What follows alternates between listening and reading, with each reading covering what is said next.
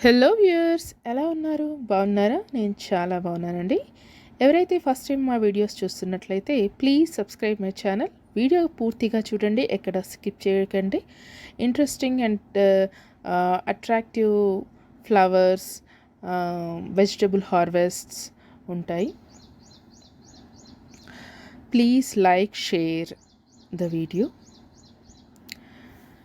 ప్రకృతి ప్రసాదించిన అందాలు, ఆరోగ్యం, అందాలలో పూలు, different colourful beautiful flowers and చాలా హెల్త్ బెనిఫిట్స్ ఉన్న కూరగాయలు, లీఫీ వెజిటేబుల్స్ అయితేనేమండి, కాయగూరలు అయితేనేమండి, పళ్ళు అయితేనేమండి.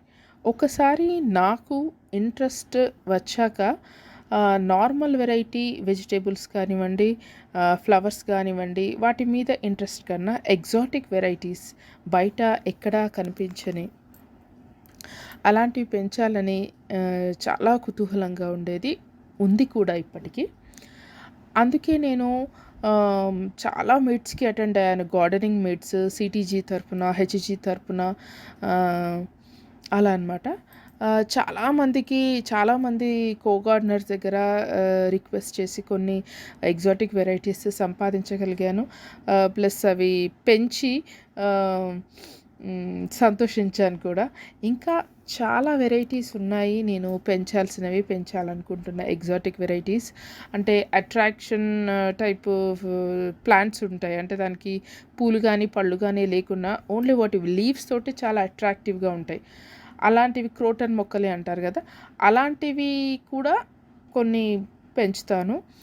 ఇంకా మెడిసినల్ వాల్యూస్ ఉన్నవి ఉన్నాయి. నిమ్మగడ్డి అని, వామాకు అని, ఇంకా చెన్నంగి ఆకు అని, ఇట్లా మెడిసినల్ వాల్యూస్ ఉన్న ప్లాంట్స్ కూడా పెంచాను. అలోవీరా, ఇంకా ఏమంటారు దాన్ని, పిటాయ పండు అంటే డ్రాగన్ ఫ్రూట్ బోత్ కలర్స్ కొన్నాను నర్సరీ నుంచి. అవి ఎంతోమందికి పంచాను కూడా. ఒక దగ్గర 30-40 మెంబర్స్కి పంచాను కూడా. వాటి cuttings both colours, pink and white. ఇంకా